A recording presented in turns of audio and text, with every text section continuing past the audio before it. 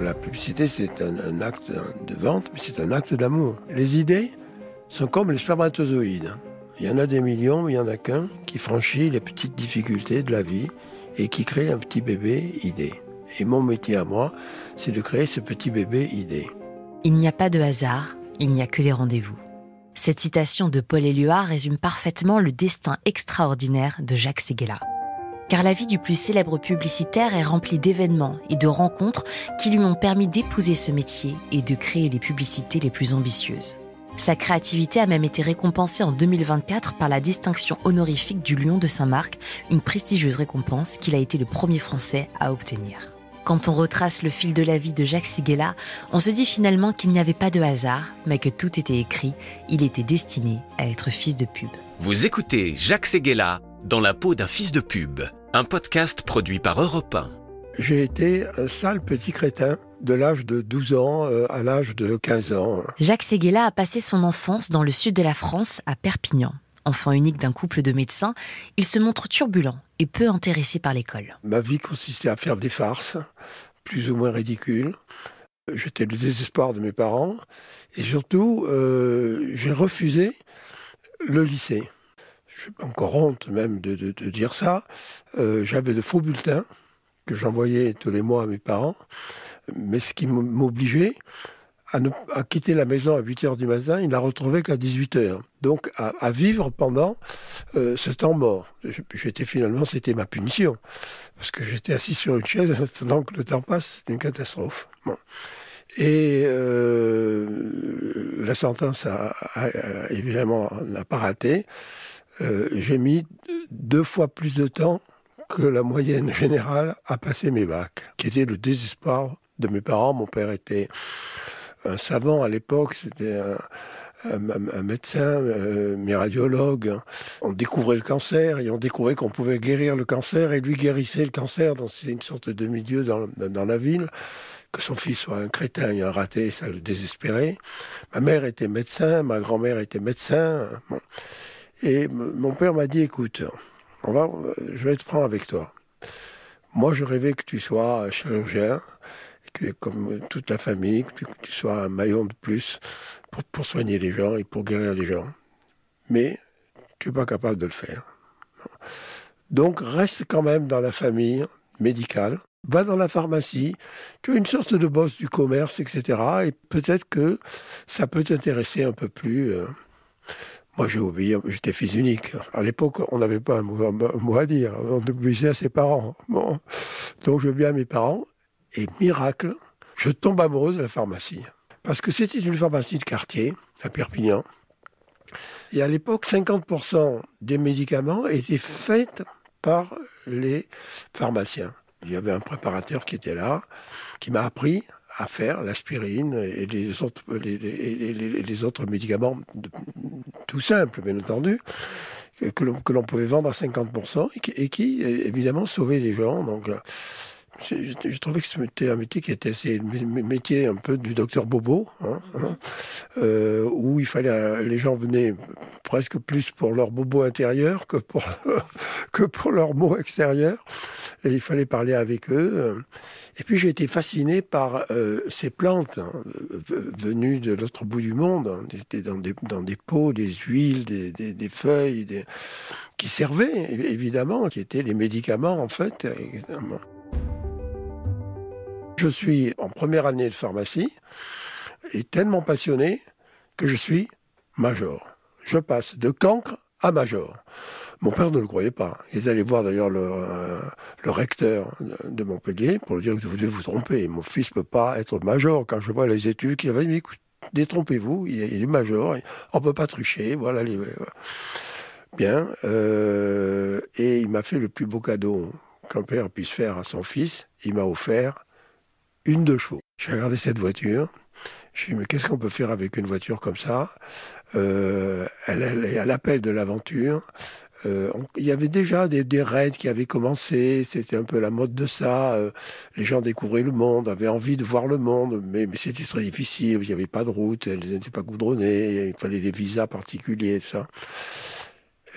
Et avec mon ami intime, Jean-Claude Baudot, on s'est dit, écoute, et si on faisait le premier tour du monde d'une voiture. Car personne n'avait pensé à faire le tour du monde en voiture. On le faisait à voile, en pâté à roulettes, à bicyclette, à pied, et pas avec l'objet fait pour ça, qui est la voiture, et pas la voiture faite pour ça, qui est la 2 chevaux. On a commencé notre deuxième année de... Lui était en droit et moi j'étais en pharmacie. Moi j'ai commencé ma deuxième année de pharmacie en consacrant 60% de mon temps à la pharmacie et 40% de mon temps à préparer le voyage. Parce qu'on a fait près de 70 pays, 65 je crois. Et parfois on mettait 1 mois, 2 mois, parfois même 3 mois pour avoir les visas. Tous les gens se disaient, mais qu'est-ce que vous venez faire avec une 2 chevaux dans mon pays? Je ne vais pas vous donner un visa pour ça. C'était très strict, les visas à l'époque. Et puis, au hasard des rencontres, j'ai rencontré un Français qui était dans les ambassades et qui m'a dit, écoute, je vais te dépanner, on va te faire un visa spécial valable pour tous les pays du monde. Ça a été mon premier coup de chance. Et puis après, il a fallu se procurer des cartes, voir quels étaient les itinéraires possibles, quels étaient les pays qu'on pouvait traverser, en plus ou moins de sécurité, mais la sécurité totale n'existe pas.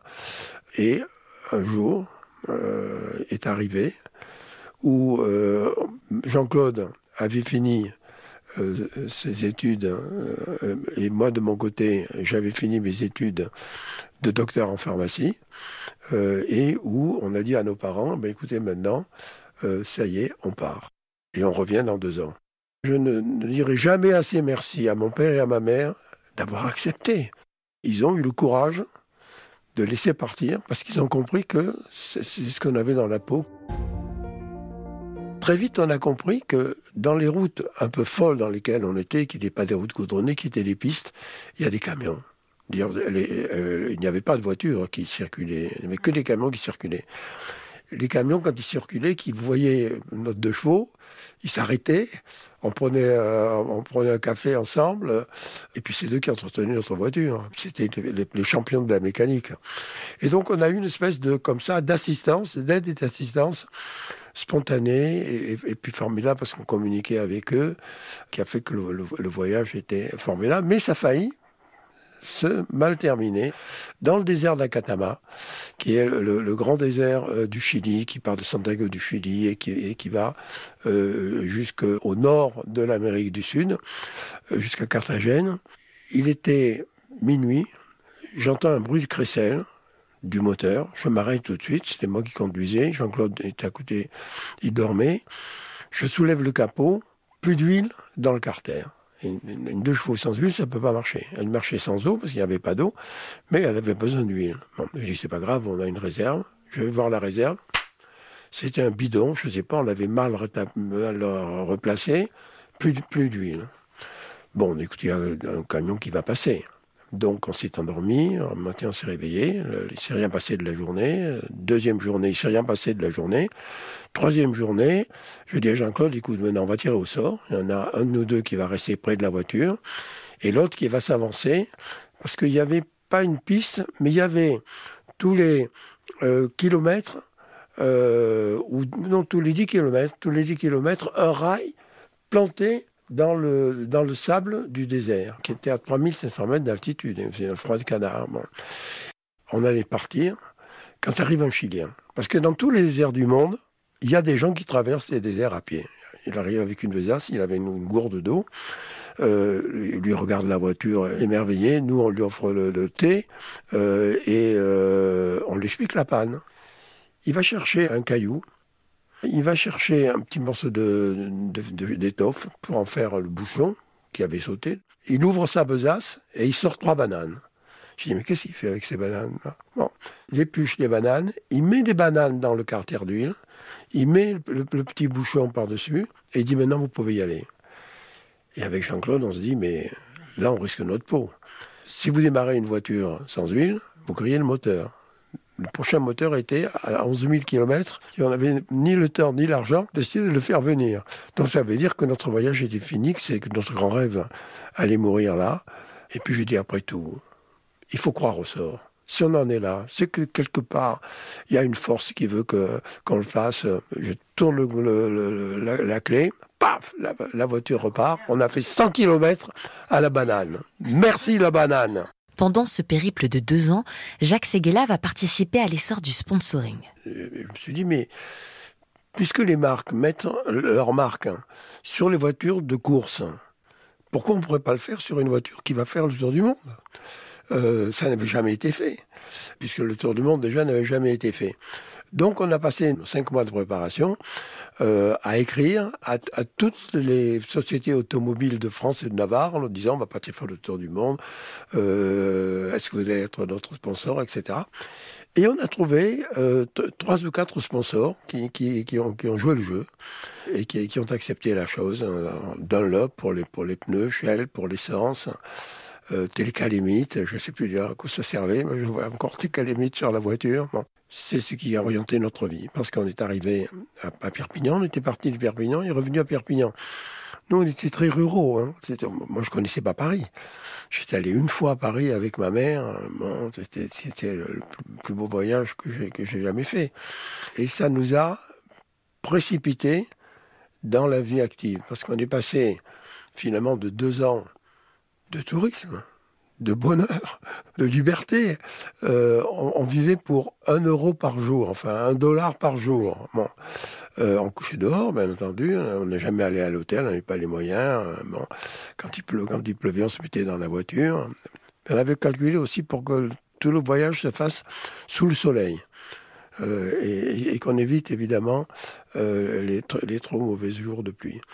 Et j'ai dit à mes parents, maintenant je monte à Paris, je vais voir Citroën pour voir s'ils peuvent faire quelque chose pour nous. Ma mère m'a dit, écoute, je vais te remplir ta voiture de conserve. Comme ça, comme tu vas arriver à Paris, tu pourras dormir dans ta voiture, comme tu l'as fait depuis 2 ans, et tu auras de quoi te nourrir derrière. Ce qui s'est passé. Donc j'ai passé 2 mois à Paris, sous les ponts. C'était très beau, c'était en octobre. Tous les clodos de Paris se retrouvaient là parce que nous, on faisait des spaghettis, etc. On en faisait aussi pour eux. Et puis après, on dormait dans notre voiture. La première porte à laquelle on a frappé, c'est celle de Citroën. En leur disant, mais voilà, on a fait notre tour du monde, ils n'en croyaient pas à leurs yeux, on leur a montré les photos, on a montré les trucs, ils ont vu la voiture. Ils nous ont dit, mais on va vous aider, mais il faut que vous écriviez un livre. J'ai dit, écoutez, moi je ne suis pas écrivain, je n'ai jamais écrit de livre, je ne sais pas comment on fait. Débrouille-toi, tu écris un livre. Et le patron de la presse de Citroën m'a dit, écoute, c'est très simple. Nous, on va te prendre une chambre d'hôtel pour la journée. Il fallait que le livre soit fait en 1 mois. Donc pour 15 jours, hein, tous les matins à 8 heures, tu te mets à ta table de travail et tu écris ce que tu as fait jour après jour dans ton tour du monde. Et puis tu mets tout ça en place et moi je vous mettrai un petit coup de main. C'est ce qui s'est passé. Et le livre qui s'appelait La Terre en rond a été un succès de librairie, un best-seller, tiré à 150 000 exemplaires, il a été traduit dans une dizaine de pays du monde. Donc nous, on est passé de petits Perpignanais, connaissant rien au monde, à la vie parisienne, où il y avait plus d'embûches d'ailleurs que quand on traversait les 6 déserts qu'on a traversés, mais qui nous a propulsés. Et d'ailleurs, Roger Thiron m'a dit, mais oui, tu es un imbécile. Tu vois bien que tu n'es pas fait pour être pharmacien à Perpignan. Tu es fait pour être reporter de match. Tu commences demain. Je dis, mais écoute, moi, je suis mon père. Tu commences demain. Et j'ai commencé demain. Et j'ai fait 2 ans de match. Et puis, est arrivé le service militaire. Moi, j'étais sursitaire. Donc, Baudot avait fait son service militaire avant moi. Et moi, j'avais droit jusqu'à 25 ans. J'avais droit à 2 ans de plus. Je suis parti faire son service militaire. Nouveau coup de chance. Qui j'ai dans ma carré, rien que des stars qui vont devenir stars dans leur métier. Philippe Labro, qui était d'ailleurs à François, Francis Weber, Depardon. Et donc, c'est eux aussi qui nous ont mis le pied à l'étrier et qui nous ont aidés. Et puis, est arrivée donc la guerre d'Algérie. On a eu 2 ans où on était reporter de guerre. Et à Paris, on nous avait demandé de faire un Paris-Match militaire, parce qu'il y avait juste Jacquin, d'ailleurs, qui était le photographe. Il était metteur en page. Je dis, reste pas metteur en page, c'est pas un beau métier, va dans la photo. Et c'est là où il a viré à la photo. Et la même équipe s'est retrouvée dans le même carré à Alger, et on a continué à faire le journal. Et c'est là que j'ai appris mon métier. C'est l'armée qui m'a appris mon métier. Quand on me dit toujours, mais est-ce que vous êtes militaire en fil ou phobe, mais fil, absolument. Moi, je leur dois le fait d'être aujourd'hui dans ce micro. Vive l'armée. Et puis, après, je reviens à Paris, et je me dis, moi, je vais continuer mon apprentissage dans la communication. Je ne disais pas la communication, mais dans les journaux, Je frappe à la porte de Pierre Lazareff. Et je lui raconte mon voyage, je lui offre mon livre. Et le lendemain matin, il m'appelle, il me dit, on va faire un journal ensemble. J'ai dit, mais Pierre, j'ai jamais fait de journal. On va faire un journal ensemble. Et on a fait un journal ensemble qui s'est appelé Vive les vacances, qui était le début du concept de VSD, qui existe encore aujourd'hui. Donc, qui était un journal de voyage, de vacances, de week-end. Et puis, ça a duré pendant 2 ans. Et pour mes 30 ans, Pierre Lazareff m'a dit, je t'invite à déjeuner au Fouquet's. Il avait sa table au Fouquet's. C'était à l'époque merveilleux. Bon. Il me dit, écoute, tu te trompes de métier. Tu n'es pas un journaliste. Tu es un titreur. Je dis, mais c'est quoi un titreur? Mais on voit bien, quand on a un problème pour la page de François, c'est toi qui nous fais le titre. Donc tu as ce talent-là. Mais c'est pas en me faisant des bons titres pour François que je vais augmenter tes honoraires ou ton salaire. Il sera le même. Va dans la publicité. C'est un métier neuf. Et en plus, chaque fois que tu feras un titre, ça s'appellera un slogan et ça te nourrira pendant 10 ans. Là-dessus, je suis allé retrouver mes copains de Citroën. Et je leur ai dit, écoutez, voilà, Pierre Lazareff me dit de changer de métier. Qu'est-ce que vous me conseillez? Il dit, mais nous, on a un conseil à te donner. On trouve que notre agence est un peu blabla. Fais-toi engager dans notre agence. J'arrive dans l'agence, avant même que je sois arrivé, j'étais engagé. J'étais le plus gros client de l'agence, il faisait 80% du chiffre d'affaires de l'agence. Et c'est là que j'ai appris, évidemment, mon métier de publicitaire. Et puis, est arrivé 68, et puis les choses se sont envolées de tous les côtés. Finalement, je dois ça à Théron, je dois ça à Lazareff, et je dois ça à mes copains de Chambray. À l'âge de 30 ans, Jacques Séguéla fait donc ses premiers pas dans la publicité. Un univers qui le séduit et avec lequel il développe un rapport filial, se décrivant lui-même comme fils de pub. Mais pourtant, à ses débuts, travailler dans ce milieu n'était pas forcément très bien vu. Les Français étaient alors publiphobes. Mon premier livre s'appelait « Ne dites pas à ma mère que je suis publicitaire, elle me croit pianiste dans un bordel ». Parce que moi, j'ai découvert la publicité, j'arrivais de Paris-Match, j'avais jamais fait de publicité, et je découvrais que les gens détestaient la publicité, qu'ils en avaient peur. Je disais, mais c'est pas possible, il faut bouger la création, il faut mettre la création en tête, et il faut faire rire les gens, les étonner. La publicité, c'est un acte de vente, mais c'est un acte d'amour. C'est tout ce qui différencie la publicité latine, française, la nôtre, avec la publicité américaine ou les plus autres publicités du monde. C'est qu'il y a toujours l'humeur, l'humour, l'amour. À 91 ans, après plus de 65 années de carrière, hors de question pour Jacques Séguéla de prendre sa retraite et d'abandonner la publicité. Pour moi, la retraite, c'est la défaite. Bon, la vieillesse commence lorsque les regrets l'emportent sur les rêves. Je ne cultive que mes rêves. Et mon premier rêve, c'est la pub. Et mon premier rêve, c'est de faire des campagnes.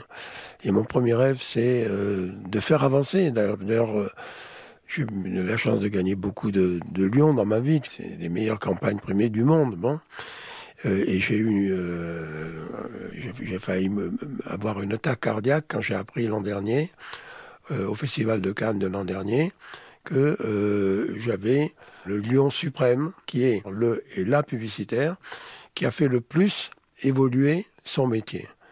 Et il n'y a que 4 Américains en 50 ans qui l'ont eu, et un Français. Jacques Séguéla est donc le seul Français à ce jour à avoir obtenu cette prestigieuse distinction qui récompense toute sa créativité. Mais d'où lui vient toute cette imagination qui paraît inépuisable ? D'abord, il faut savoir que la publicité se résume à avoir une idée. Donc on pense en idée. Au lieu de penser en argent, ou de penser en marketing, on pense en idée. Et donc on a une sorte de cerveau entraîné à penser en idée, avec la majorité à jeter à la poubelle, et puis très souvent, pas d'idée du tout. Mais moi, c'est ma fonction dans l'agence, c'est de quelle que soit l'heure du jour ou de la nuit ou le produit, quand je me réveille souvent la nuit, quand j'ai des idées, c'est d'avoir une idée. Les idées sont comme les spermatozoïdes. Il y en a des millions, mais il n'y en a qu'un qui franchit les petites difficultés de la vie et qui crée un petit bébé idée. Et mon métier à moi, c'est de créer ce petit bébé idée. Quand je l'ai créé, je le prends, quand quelqu'un de l'agence l'a créé, je le prends dans mes bras comme ça, et je l'amène au marketing de l'agence. Et je dis, regarde mon petit bébé, comme il est beau. Et l'homme marketing me dit, mais il n'est pas stratégique. Stratégique, c'est un petit bébé, comment veux-tu qu'il soit stratégique? Allez, change ta copie stratégie, on va chez le client. On arrive chez le client. Monsieur le client, regardez notre petit bébé, comme il est beau, et en plus, il est stratégique. Et le client dit, mais qu'est-ce que vous me racontez de stratégique? C'est là, allez, tirez-vous ces nuits, votre truc. Et il prononce le pire mot du vocabulaire publicitaire, on va tester. Un peu moins de tests, un peu plus de testicules. Une bonne pub, c'est une pub qui ne s'oublie pas. C'est un slogan. Le slogan, c'est ce qui reste quand on a tout oublié. Et une bonne pub, c'est une pub qui touche tout le monde, sans que les gens s'en aperçoivent vraiment, parce que ça pourrait trop les choquer.